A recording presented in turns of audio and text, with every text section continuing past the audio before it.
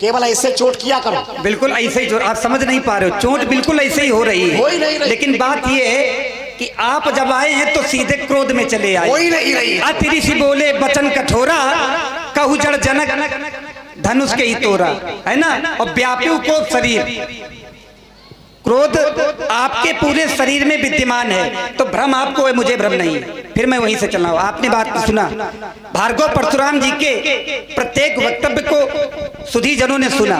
आपने कहा जो चीज भगवान से जुड़ जाती है प्रारंभ में, वो जड़ नहीं रहती है, वो चेतन हो जाती है।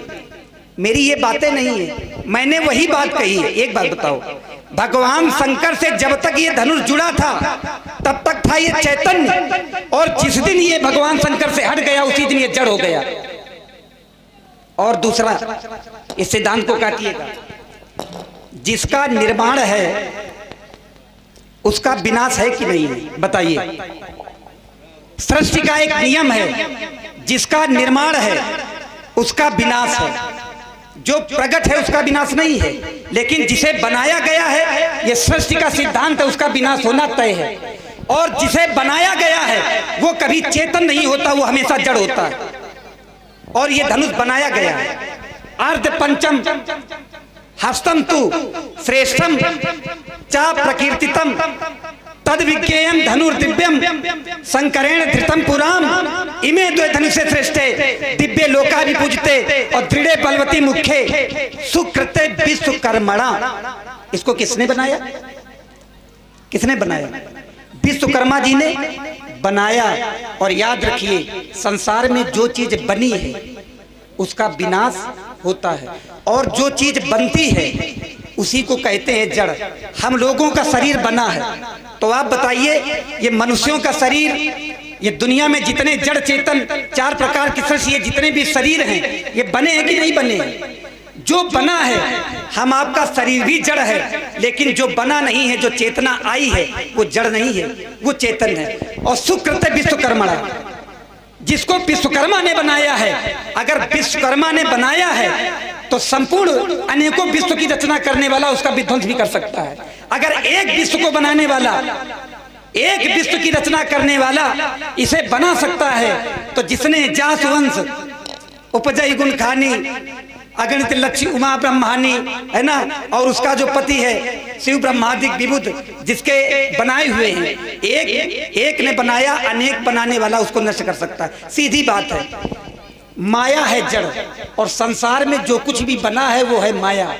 गगन समीर अनल जल धरनी इनके नाथ सहज जड़ करनी। क्योंकि ये गगन समीर क्षिति जल पावक गगन समीरा, ये है पंच महाभूत, और प्रत्येक व्यक्ति का शरीर इन्हीं से बनता है। और जब ये जड़ हैं, बनाने वाले जड़ हैं, तो बनाने वालों का जो प्रयुज्य उत्पादक है वो भी जड़ है। इसलिए धनुष जड़ है, क्योंकि धनुष बनाया गया है, और जिसे बनाया जाएगा वो जड़ ही होता है। और जो प्रगट है, जिसे कोई बना नहीं सकता, वो होता है चेतन। अब मैं यहीं फिर रुकता हूँ। लक्ष्मण ने कहा जिसका निर्माण हुआ है उसका विनाश हुआ है। बिल्कुल सही बात है, ये तो मानने योग्य बात है, बहुत सही बात है। जिसका निर्माण हुआ है उसका विनाश हुआ है। एक नदी थी, नदी, शायद हो सकता है ऐसे तुम समझो, लो इसका एक प्रारूप तुम्हें दे रहे हैं। एक नदी है, और नदी के उस तरफ एक गांव है और इस तरफ एक गांव, दोनों तरफ एक एक गांव।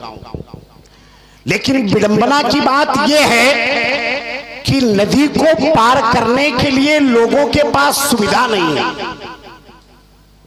तो एक महापुरुष वहां से निकले, उन्होंने कहा कि बड़ा असुविधा होती है आने जाने में, तो महापुरुष के द्वारा एक सेतु का निर्माण करवा दिया गया, पुल का निर्माण करवा, आने जाने में सुविधा हो गई। कई वर्षों के बाद वो जो पुल था वो क्षतिग्रस्त हो गया, जर्जर हो गया। जब वो जर्जर हो गया, चूंकि निर्माण है तो निर्माण भी है, जो बनाया गया है उसको जाना भी है, विनाश भी है। तो कुछ समय बाद वो पुल जर्जर हो गया, तो एक महापुरुष वहां से निकले, उन्होंने कहा कि पुल की जो स्थिति है, सेतु की जो स्थिति है वो बड़ी जर्जर है। तो कहा गया कि एक दूसरे सेतु का निर्माण कराया जाए, इसको गिरवा दिया जाए और नया वाला बनवा दिया जाए। ध्यान देना। तो कहा महाराज बहुत अच्छा बात, तो बात बहुत अच्छी है, तो पुराने वाले को गिरवा दिया जाए और नए वाले को बनवा दिया जाए। तो कहा महाराज ये तो ठीक है, लेकिन विचार ये करो कि जब तक ये पुराना वाला गिराया जाएगा और नया वाला बनाया जाएगा तो उसके बीच में लोगों में असुविधा फिर बनी रहेगी। ध्यान देना। तो कोई ऐसी वैकल्पिक व्यवस्था हो जाए जिससे जब तक नया वाला बनेगा और पुराना वाला गिराया जाएगा तब तक आने जाने में कोई असुविधा न होने पाए, इसलिए वैकल्पिक व्यवस्था के रूप में दूसरा सेतु भी बनाया जाए। ध्यान देना। ठीक उसी प्रकार जिस प्रकार वैकल्पिक व्यवस्था के रूप में एक सेतु बनाया गया है और नया वाला बनाया जा रहा है, ठीक उसी प्रकार इस धनुष का निर्माण धर्म की रक्षा के लिए किया गया था। ध्यान देना। इस धनुष का निर्माण सनातन की रक्षा के लिए किया गया था। इस धनुष का निर्माण जब विश्व में आताइयों का बड़ा बोलबाला था, त्रिपुर का वध नहीं हो रहा था, तब इस धनुष का निर्माण करवाया गया और इस धनुष ने त्रिपुर का विनाश करके समूचे विश्व की रक्षा की और अधर्म पर धर्म की विजय पताका के रूप में, स्तंभ के रूप में ये गड़ गया। तो मैं विचार ये करता हूं कि अगर लक्ष्मण की दृष्टि में ये धनुष जर्जर हो गया था, टूट गया है, कोई बात नहीं, टूट जाने दो, लेकिन मेरा विश्वास टूट गया है और हमारा विश्वास इसलिए टूटा है, अगर आज विश्व पर कोई आपत्ति आएगी तो हमें विश्वास नहीं है कि वैकल्पिक व्यवस्था के रूप में कोई दूसरा धनुष रखा है। इसलिए हमें लक्ष्मण ये बतावे कि अगर ये टूट गया है तो कोई बात नहीं है, लेकिन इसके प्रतिरूप कोई वैकल्पिक व्यवस्था लक्ष्मण के पास है जिससे विश्व में अगर कोई संकट आएगा तो निपटने की आवश्यकता की पूर्ति वो धनुष कर सकता। मैं रुका जा रहा हूं, बात समझ में आएगी? बिल्कुल बिल्कुल समझ में समझाओ। आपकी प्रत्येक बात मेरे समझ में आती है, लेकिन बस गनीमत यही आप नहीं समझ पाते। गलीमत शब्द देखो, आप मेरी बात गलीमत।